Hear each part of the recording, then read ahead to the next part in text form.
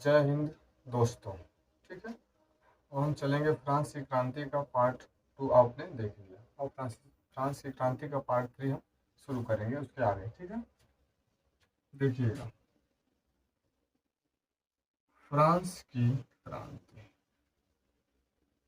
हम लोग पार्ट 2 तक क्या कर चुके हैं, पढ़ चुके हैं। आज फ्रांस की क्रांति का पार्ट नंबर 3 रहे, क्लास 9th का। ठीक है, चलिए फ्रांस की क्रांति का पार्ट 2 तक ने हमने आपको बता चुके थे। ठीक है, जैसे आपको यहाँ तक हमने बता दिया था कि फ्रांस की क्रांति की शुरुआत कैसे हुई थी। ठीक है, अब बताओ तो फ्रांस की क्रांति की शुरुआत का मुख्य उद्देश्य क्या था कि फ्रांस की क्रांति शुरू हुई थी 14 जुलाई 1789 को बास्टिल की घटना से समाप्त हुई थी 18 जून 1815 को वाटरलू की लड़ाई के साथ। ठीक है, अब इसमें हमने कल की चीजें हम आपसे एक बार पूछना चाहेंगे, फिर उसके बाद हम आगे बढ़ेंगे। ठीक है, कि फ्रांस की क्रांति का शुरू होने का फ्रांस की क्रांति को शुरू होने का मुख्य कारण क्या बना कि फ्रांस की क्रांति में आपने देखा कि समाज कितने वर्गों में विभक्त था, 3 वर्गों में। कितने वर्ग विभक्त था, 3 वर्गों। प्रथम वर्ग, द्वितीय वर्ग और तृतीय वर्ग। किस वर्ग से टैक्स लिया जाता था, तो आपने देखा कि टैक्स जो लिया जाता था तृतीय वर्ग से टैक्स लिया जाता था। तृतीय वर्ग से टैक्स लिया जाता था, तो इससे राजा की जो राजकोषीय स्थिति थी वो बेहतर नहीं हो पाई। जब राजा की राजकोषीय स्थिति बेहतर नहीं हो पाई तो राजा ने सोचा कि अब हम क्या करें, अपनी राजकोषीय स्थिति बेहतर करने के लिए उसने सोचा कि तृतीय वर्ग के टैक्स से अब काम नहीं चलेगा, तो उसने द्वितीय वर्ग से टैक्स लेना भी क्या करना कर दिया, शुरू करने की बात सोची। तो जब राजा ने द्वितीय वर्ग से टैक्स लेने की बात शुरू की, तो उसने पहले टैक्स लेने की उसने एक मीटिंग बुलाई, और मीटिंग का डेट हमने आपको बताया था 5 मई 1789 को। इस मीटिंग में प्रथम वर्ग, द्वितीय वर्ग और तृतीय वर्ग के लोग शामिल हुए। प्रथम वर्ग से 300 लोग आए थे, द्वितीय वर्ग से भी 300 लोग आए थे, और तृतीय वर्ग से कितने आए थे, 600 लोग। राजा ने उनके साथ व्यवहार भी अभद्रता का मतलब एक जो व्यवहार समान रूप से करना चाहिए, राजा ने व्यवहार नहीं किया। प्रथम वर्ग के लोगों को, द्वितीय वर्ग के लोगों के बैठने के लिए कुर्सी लगा दी, लेकिन तृतीय वर्ग के बैठने के लिए कुछ भी नहीं लगा, वैसे उनको क्या कर दिया, खड़ा कर दिया। तृतीय वर्ग अपने साथ बी प्लस सी को मिलाकर, जिसमें तृतीय वर्ग की एबीसी हिस्से हमने आपको बताया था, उन्होंने अपने साथ 40,000 पत्र भेजा था कि ए को कि आप ले जाइए और राजा को उसको कीजिएगा कि बी और सी के तरफ से 40,000 पत्र हमारी बातों को भी क्या करें, राजा स्वीकार करें। मीटिंग हुई, मीटिंग में जब बैठक हुई तो राजा ने कहा जो पहले हम टैक्स तृतीय वर्ग से ले रहे थे, लेकिन अब टैक्स किससे लेंगे, द्वितीय वर्ग से लेंगे। दूसरी ओर राजा के सगे संबंधी थे, तो उन्होंने टैक्स देने से क्या कर दिया, इनकार कर दिया कि आप अब तक हमसे टैक्स नहीं लेते थे, हम भी अब आपको टैक्स नहीं देंगे। और वहीं से धीरे धीरे तृतीय वर्ग पहले से ही नाराज था, द्वितीय वर्ग ने भी राजा की जो सभा में बैठे तो वहां से निकल कर सभा से क्या हो चुके हैं, बाहर चले गए। ये था आपका कल का टॉपिक। अब हमने आपसे कल कुछ प्रश्न पूछे थे, बताएंगे प्रश्न। 40,000 जो हम आपको लिख दिए थे, थोड़ा सा गलती कि 40,000 किससे संबंधित है, उसमें लिखना था हमको कि 40,000 पत्र किससे संबंधित थे। तो 40,000 पत्र किस वर्ग से संबंधित थे, तृतीय स्टेट से संबंधित। एक प्रश्न ये पूछे थे, और आपसे हमने 2 प्रश्न पूछे थे कि आप इसे क्या कीजिए, कमेंट बॉक्स में इसका जवाब दीजिएगा। एक प्रश्न हमने गलत लिख दिया था, तो एक बार देख लीजिएगा। 40,000 क्या थे, पत्र क्या थे, 40,000 पत्र। अब हम आपको वहां से अब आगे बढ़ेंगे, आगे अब अगला उसके बाद क्या पढ़ाना उसको हम लोग पढ़ेंगे। ठीक है, देखिए अगला अब हमको हेडिंग पढ़ना है कि फ्रांस की क्रांति के क्या क्या कारण थे। तो फ्रांस की क्रांति क्यों हुई, क्योंकि द्वितीय वर्ष उन्होंने टैक्स लेना क्या कर दिया, शुरू कर दिया। फ्रांस की क्रांति के कारण, फ्रांस की क्रांति के कारण, हर एक क्रांति होती है तो उसके पीछे कुछ ना कुछ कारण होता है। फ्रांस की क्रांति के कारण, कारण नंबर फर्स्ट हम देखेंगे। पहला जो फ्रांस की क्रांति के कारण है उसमें अलग अलग कारण है। पहला कारण है सामाजिक कारण। कौन सा कारण, सामाजिक कारण। पहला आपका हेडिंग है सामाजिक कारण। सामाजिक कारण है, जैसे फर्स्ट ये है कि फ्रांस की क्रांति के क्या क्या कारण थे, तो पहला कारण है सामाजिक कारण। इसमें 3 कारण है। पहला इसमें अब नंबर 1 साधारण वर्ग। कौन वर्ग, साधारण वर्ग। दूसरा आपका कारण है सशक्त होता मध्यम वर्ग। सशक्त होता मध्यम वर्ग। सशक्त होता मध्यम वर्ग। कौन सा वर्ग? सशक्त होता मध्यम वर्ग। तीसरा है किसानों एवं कामगारों की दयनीय स्थिति। कैसी स्थिति? दयनीय स्थिति। ये 3 कारण हमको देखना फ्रांस की क्रांति के सामाजिक कारण में। पहला कारण क्या है? साधारण वर्ग। हम एक एक कारण को समझते चलेंगे। देखिए, साधारण वर्ग वह वर्ग था जिसमें मुख्य रूप से, देखिए, साधारण वर्ग में वकील, शिक्षक, डॉक्टर लोग आते थे। ठीक है, साधारण वर्ग को कहा जाए तो वकील लोग आ जाते थे, शिक्षक आ जाते थे, डॉक्टर आ जाते थे और कारीगर, ऐसे बहुत सारे लोग, आदि लोग आते थे। साधारण वर्ग में कौन कौन से लोग थे? वकील, शिक्षक, डॉक्टर, कारीगर आदि लोग आते थे। लेकिन इन्होंने विरोध क्यों किया? क्रांति का मतलब किसी भी चीज का विरोध क्यों करते? जब हम आपसे संतुष्ट नहीं रहेंगे, आपके शासन से संतुष्ट नहीं रहेंगे, तो हम क्या करेंगे? विरोध कर सकते हैं। ठीक है, तो साधारण वर्ग में वकील, शिक्षक, डॉक्टर और कारीगर आदि लोग इसमें सम्मिलित थे। इन्होंने राजा के इसलिए विरोध किया क्योंकि शिक्षित होने के बाद भी ये लोग सभा में भाग नहीं ले सकते थे। जो राजा की सभा होती थी, जो राजा की बैठक होती थी, बैठक में भाग ले, हम भी अपने बातों को योगदान दें कि हाँ राजा इस चीज को लुई सलामा इस तरीके से करें, हम भी अपने बातों को प्रस्ताव करें। लेकिन ये लोग क्या है, मुख्य रूप से इनको किसी भी प्रकार से राजा की सभा में भाग लेने का क्या था? अधिकार नहीं था। समझ में आ गया? तो फिर समझिए, साधारण वर्ग वह वर्ग होगा जिसमें वकील, डॉक्टर, शिक्षक, किसान, मजदूर सारे लोग आ जाते हैं। इन लोगों को किसी भी प्रकार से राजा की सभा में भाग लेने का अधिकार नहीं था, राजा की मीटिंग में भाग लेने का अधिकार नहीं था, अपनी बातों को पेश करने का अधिकार नहीं था कि हाँ राजा आप इस तरह से करें, हम आपकी बातों से संतुष्ट नहीं है। इन्होंने इनका क्या, जब भाग लेने का अधिकार नहीं था तो ये लोग राजा से क्या थे? असंतुष्ट थे। इन्होंने राजा का क्या कर दिया? विरोध कर दिया। उनका यह मुख्य रूप से सामाजिकरण में कैसा कारण पाला है? साधारण वर्ग। दूसरा, सशक्त होता मध्यम वर्ग। आप लोग हमको बताएंगे मध्यम वर्ग का उदय कब हुआ था? जल्दी बताइए। 18वीं शताब्दी। मध्यम वर्ग कब बना था? 18वीं शताब्दी में। इसमें कुछ महान दार्शनिक को आपको बताएंगे नाम, 2 नाम बताइए। रूसो वाल्टेयर, मॉन्टेस्क्यू, जाक लाक थे, आदि लोग थे। मुख्य रूप से सशक्त होता मध्यम वर्ग ने क्यों विरोध किया? देखिएगा, पहला चीज हम आपको बता दें। सशक्त होता मध्यम वर्ग में मुख्य रूप से बताया कि इसमें कौन से लोग थे? दार्शनिक लोग थे। कुछ महान दार्शनिक, जैसे हमने बताया था, रूसो था, मॉन्टेस्क्यू थे, मॉन्टेस्क्यू के बाद वाल्टेयर थे, जैक थे। ऐसे कुछ दार्शनिक लोग थे मध्यम वर्ग में। बताइए, दार्शनिक लोग का सर्वश्रेष्ठ थे। जब दार्शनिक लोग पढ़े लिखे हैं, आप शिक्षित हैं, तो लोग अपने समय क्या करते थे? उन्हीं वस्तुओं का व्यापार करते थे दूसरे देशों के साथ। इनका व्यापार किससे होता था? विदेशों में व्यापार होता था। जब व्यापार होता था तो इन्हें बेनिफिट होता था, व्यापार करते थे, अपने अपने यहाँ की सामानों को वहाँ पे बेचते थे, वहाँ सामानों को लाते थे, रेशम वस्तुओं का व्यापार करते थे। इनकी जैसे इनकी कंडीशन क्या थी? बेहतर थी। लेकिन यह भी क्या थे? राजा की, जो राजा जिस तरह से शासन कर रहा था लुई सलामा, ये भी इनसे क्या से असंतुष्ट थे, किसी भी प्रकार से खुश नहीं थे। इन्होंने भी क्या कर दिया? राजा का विरोध कर दिया। बताइए, जब हम आपके शासन से संतुष्ट रहेंगे तो हम आपका विरोध, नॉर्मल है। आप कोई भी चीज है, जैसे अध्यापक पढ़ा रहे, आप हम पढ़ा रहे हैं, कोई अगर नहीं आप संतुष्ट है तो कहते हैं सर अच्छे से पढ़ाइए। ठीक है, तो उसी प्रकार से बात है कि ये लोग राजा के शासन से असंतुष्ट थे, इसलिए इन्होंने भी राजा का क्या कर दिया? विरोध कर दिया। क्या कर दिया? विरोध कर दिया। ठीक है, तीसरा, किसान एवं कामगारों की दयनीय स्थिति। दयनीय स्थिति का मतलब होता है एकदम खराब है। क्या दिन कहता है जिंदगी में? देखिए, सबसे बड़ी चीज आदमी कहता है गरीबी। गरीबी में हम जन्म लिए, ये बुरी बात नहीं है, लेकिन हम गरीब रहकर भी गरीबी में मर जाएंगे, सबसे बड़ी गलत चीज होती है जिंदगी में। माँ बाप गरीबी में हमको पाले पोसे, ठीक है, लेकिन आप इतना काबिल बनिए कि माँ बाप का जो बुढ़ापा वो कभी गरीबी में न जाए। तो किसानों और कामगारों की भी स्थिति बड़ी दयनीय थी। राजा वहाँ पे शासन कर रहा था, किसानों को किसी भी प्रकार का बेनिफिट खास नहीं हो पाता था। ये लोग उनका क्या करते रहते थे? विरोध करते रहते थे। क्योंकि किसानों और कामगारों की दयनीय स्थिति में बताया था, टोटल जमीनें कितने था? 80% जमीनें थी। फ्रांस की जमीनें कितनी थी? 80%। अब सोचेंगे 80% का मतलब 20% कहा गया, जमीन पर किसी भी चीज का 100% होता है, लेकिन जमीन अब 20% मान अगर जमीन आप लेते तो कुछ चीजें जैसे पहाड़ है, पठार है, पर्वत, वहां पे तो हम अनाज बोएंगे नहीं।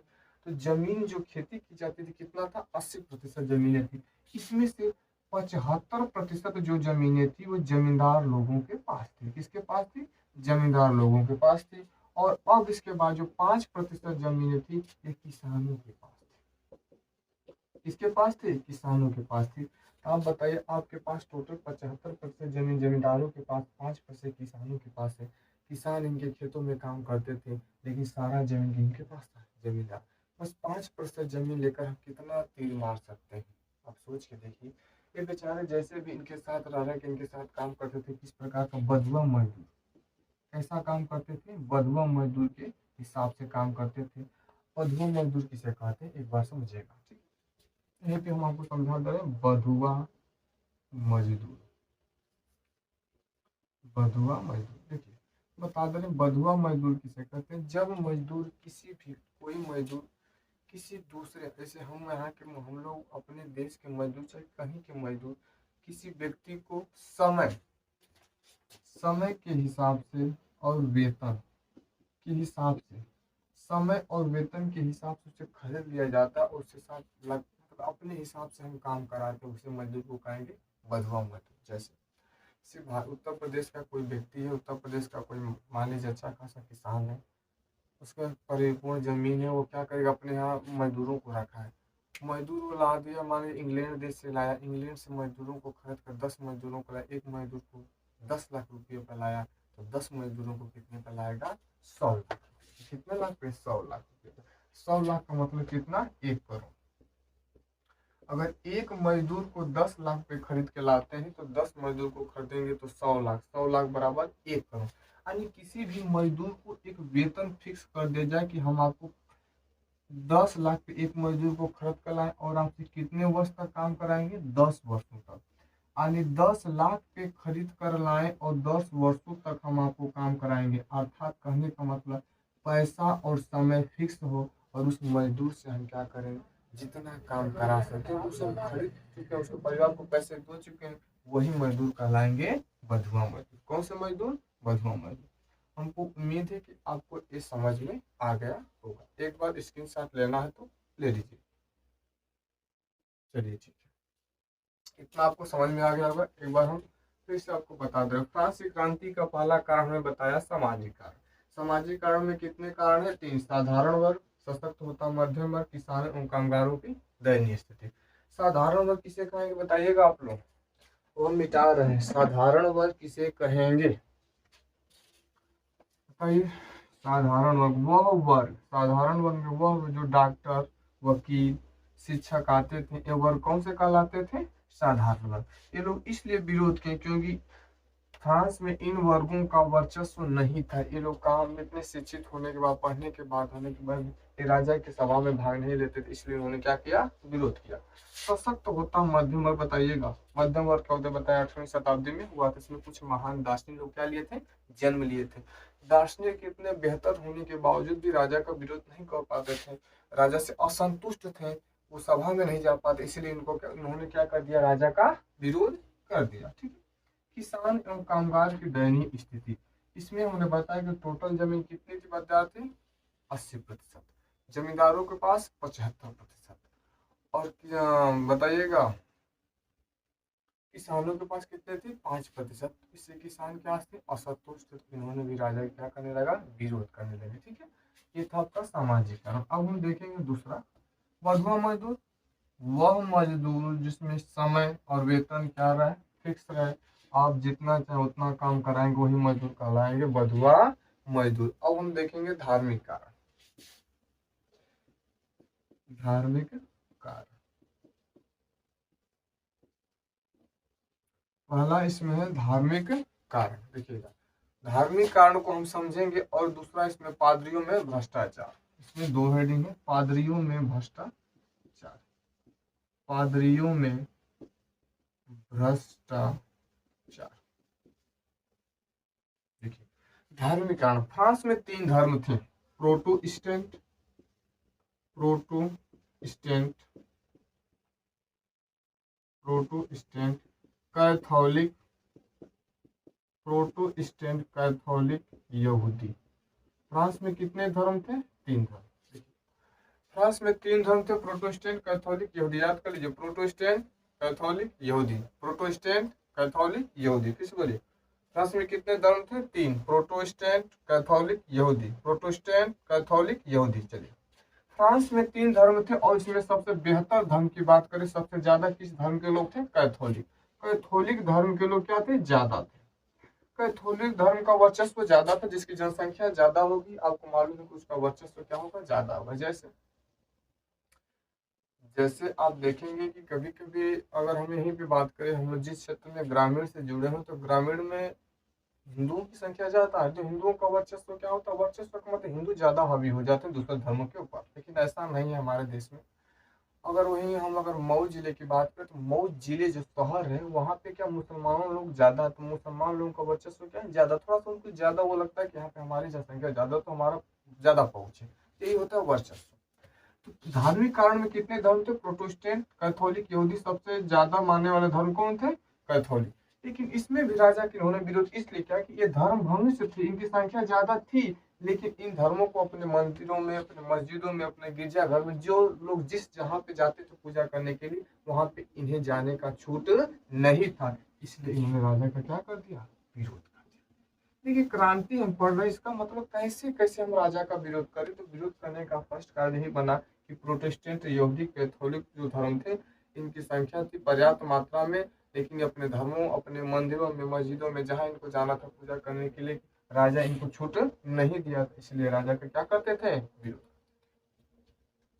पादरियों में भ्रष्टाचार। देखिए, पादरी को हमने बताया था, पादरी कौन से वर्ग से आते थे? प्रथम वर्ग से। कौन से वर्ग से आते थे? प्रथम वर्ग से। कौन से वर्ग से आते थे? प्रथम वर्ग से। ठीक है। पादरी में भ्रष्टाचार। पादरी में 2 प्रकार के लोग थे, एक विसर्प थे और एक क्या थे? आर्क। विसर्प तथा आर्क। पादरियों में भ्रष्टाचार से संबंधित इसमें 2 प्रकार के, जैसे कि समुदाय कहा जाए, जैसे कहते हैं भील जनजाति, तो ये जनजाति इसमें मुख्य रूप से कितने वर्ग थे? 2, आर्क और विसर्प। आर्क और विसर्प कौन कौन थे? आर्क और विसर्प। बताइएगा, आर्क और विसर्प। पादरियों में 2 प्रकार के लोग थे, आर्क और विसर्प। ये पादरियों की जो मुख्य रूप से जो समुदाय थी, इनकी जो संख्या थी कितनी थी? 6000। इनकी संख्या कितनी थी? 6000 लोग थे। कितने लोग थे? 6000 लोग। 6000 लोग थे और इनका जो वेतन था, जो वार्षिक खर्च आता था, 10 करोड़। इनका जो वार्षिक जो खर्च आता था, कितना आता था? 10 करोड़। कितना आता था विद्यार्थी? 10 करोड़। बताइएगा, इनका वार्षिक खर्च कितना आता था? 10 करोड़।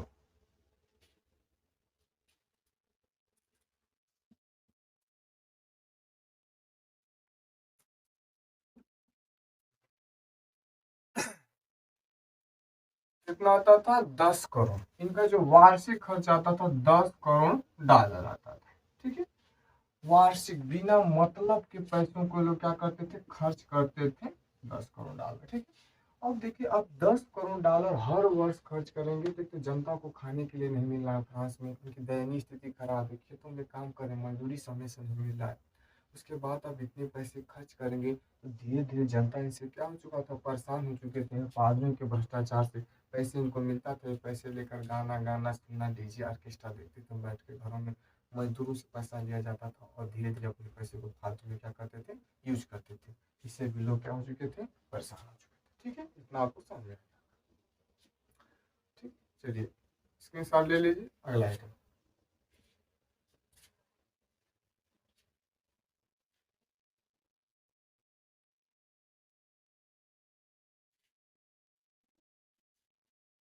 फ्रांस में कितने धर्म थे? 3, प्रोटेस्टेंट, यहूदी, कैथोलिक। प्रोटेस्टेंट, यहूदी, कैथोलिक। पादरी में भ्रष्टाचार। बताइए, पादरी में कौन से 2 समुदाय था? आर्क और विसर्प। आर्क और विसर्प।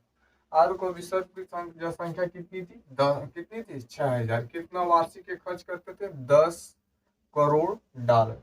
ठीक है, 10 करोड़ डॉलर। अगला देखेंगे, राजनीतिक कारण।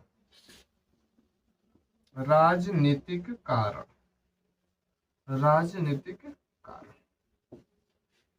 देखिए, राजनीतिक कारण में पहला हेडिंग है दोषपूर्ण शासन व्यवस्था। दोषपूर्ण शासन व्यवस्था। दूसरा हेडिंग हम देखेंगे दोषपूर्ण शासन व्यवस्था। कौन सी हेडिंग है? पहला शासकों की तानाशाही। शासकों की तानाशाही। शासकों की तानाशाही। ठीक है, शासन व्यवस्था। तीसरा हेडिंग देखेंगे। तीसरा हेडिंग देखेंगे हम लोग सेना में असंतोष। कहाँ पे असंतोष? सेना में असंतोष। सेना में असंतोष। अमेरिका का स्वाधीनता संग्राम चौथा हेडिंग है हमारा। अमेरिका, अरे इतना समझ लेते हैं तो उसके बाद राजनीतिक कारण का पहला कारण दोषपूर्ण शासन व्यवस्था। फ्रांस में जब शासन चला था टोटल कितने प्रांत थे? 40 प्रांत थे। कितने प्रांत थे? 40 प्रांत। जब लुई 16वां का हमने विरोध करना शुरू किया तो उसमें फ्रांस में कितने प्रांत थे? 40 प्रांत थे। 40 प्रांत थे और 40 प्रांत में 360 नियमें थी, जिसको बोलेंगे संहिता। संहिता का मतलब होता है नियम, या ऐसे कर सकते हैं कोड। अब बताइए टोटल कितने प्रांत थे? 40 प्रांत थे और 40 प्रांतों में कितने नियम थे? 360। हर प्रांत में अलग अलग नियम था। तो आप सोच के देखिए एक बार कि एक छोटा सा गांव है, उस गांव में अगर कुछ ही नियम हो और हर नियम एक समान सभी लोगों के लिए हो, तभी उस गांव का विकास होगा।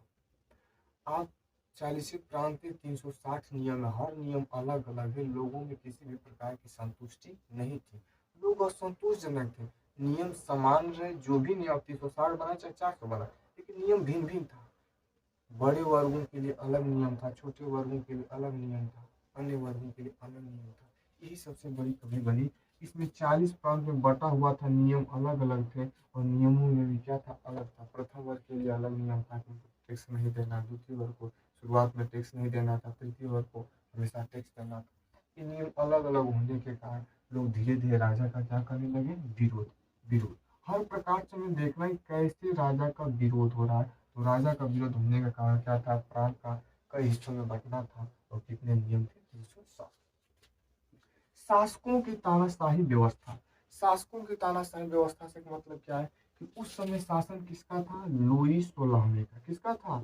लुई 16वें का शासन था। ठीक है, लुई 16वें का शासन था। व्यवस्था थोड़ा सा लिखने में गलत हो जाएगा, इतना ध्यान दीजिए। हिंदी हम नहीं पढ़ा रहे हैं आपको, बस समझते चलेगा। लुई 16वां, समझने पर ध्यान है। लुई 16वां का शासन क्या था? तानाशाही शासन था। इनकी पत्नी का नाम आपको बताया था, मेरी एंटोइनेट।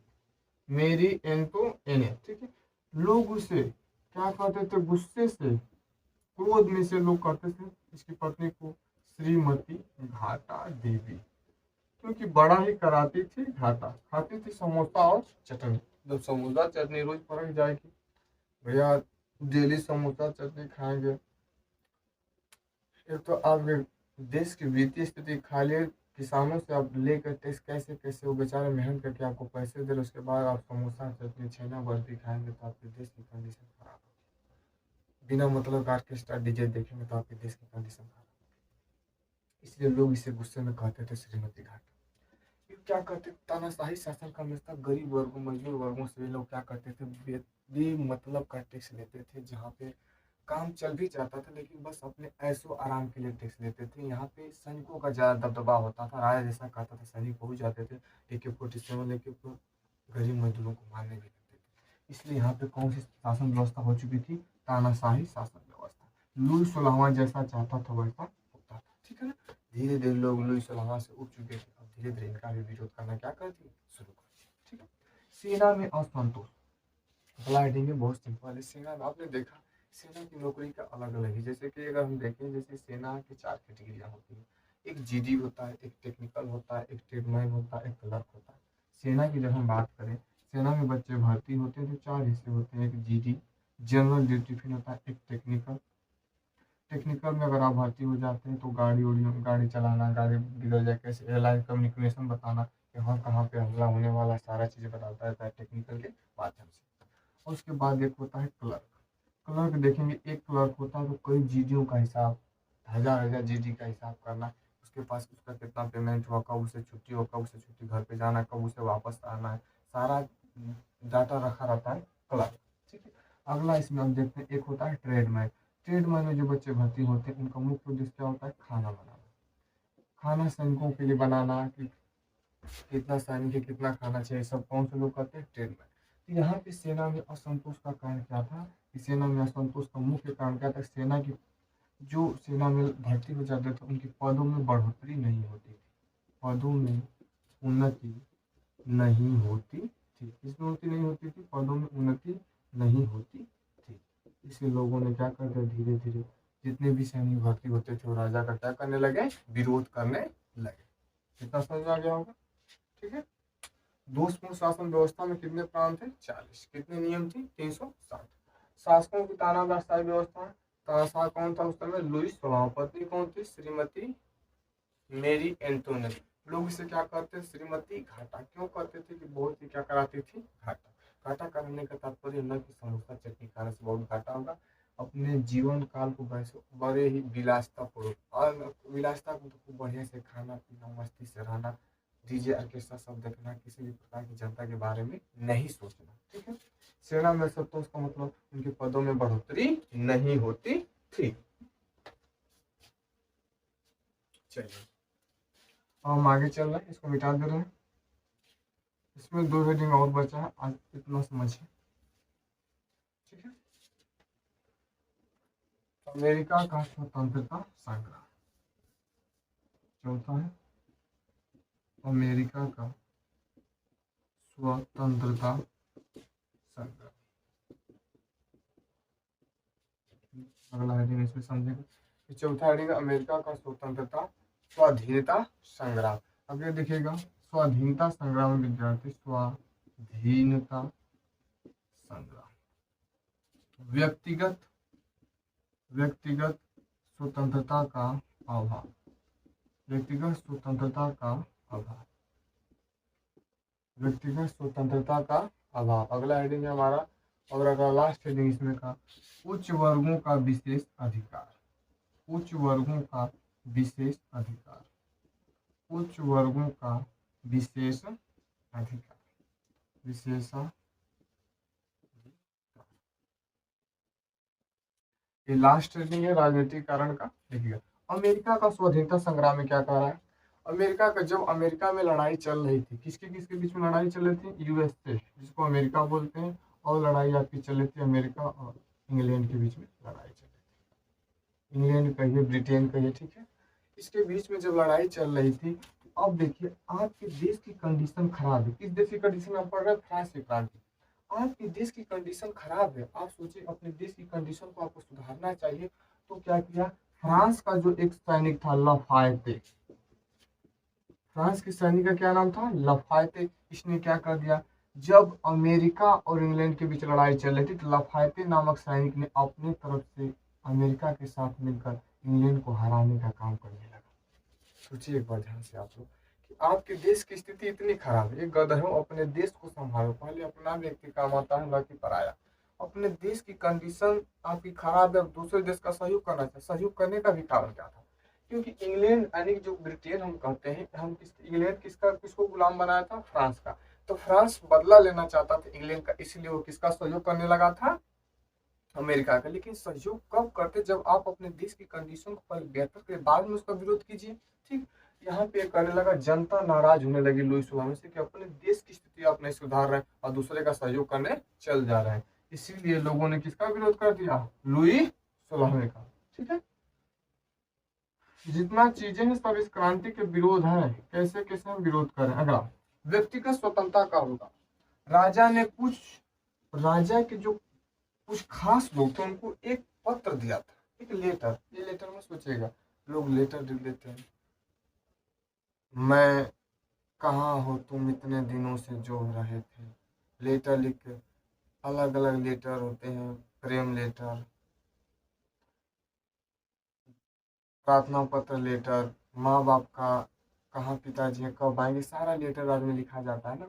ये चीजें व्यक्तिगत स्वतंत्रता का अभाव। इसमें क्या कह रहा है कि राजा ने कुछ लोगों को विशेष अधिकार दिया था, विशेष अधिकार दिया था, कि व्यक्तिगत स्वतंत्रता अधिकार में कि जिसको आप चाहे जो राजा का विरोध कर रहे हैं उसका नाम उस पत्र पे लिखिए, उनको लाकर जेल में ले जाइए और जेल में ले जाकर खूब समोसा पकौड़ी खिलाइए।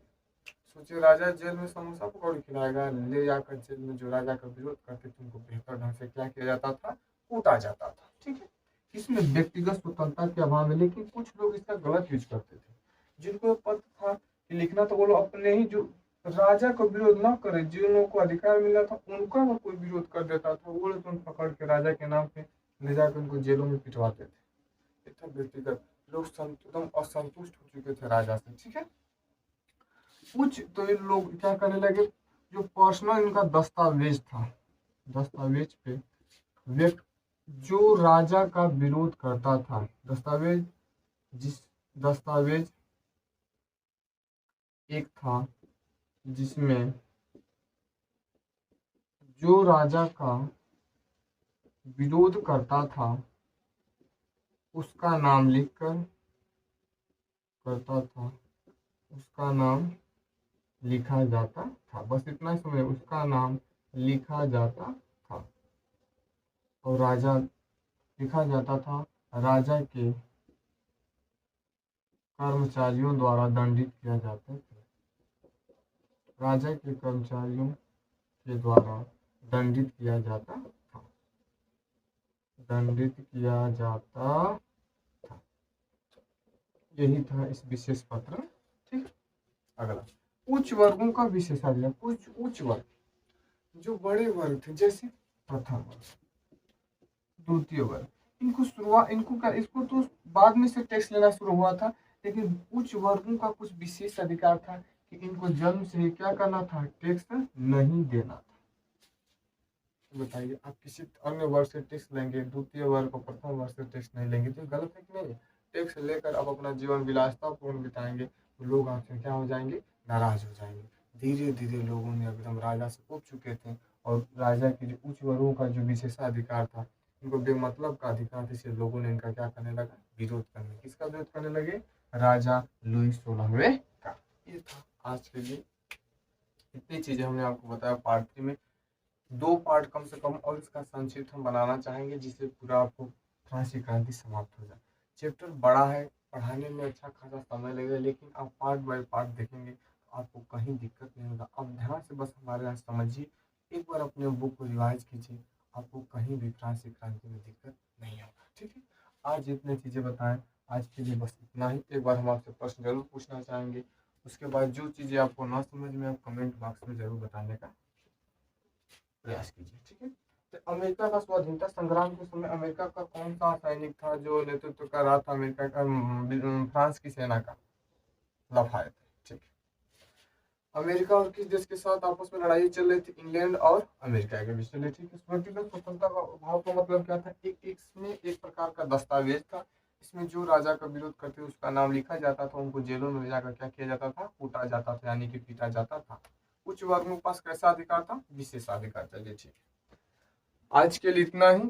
जय हिंद दोस्तों।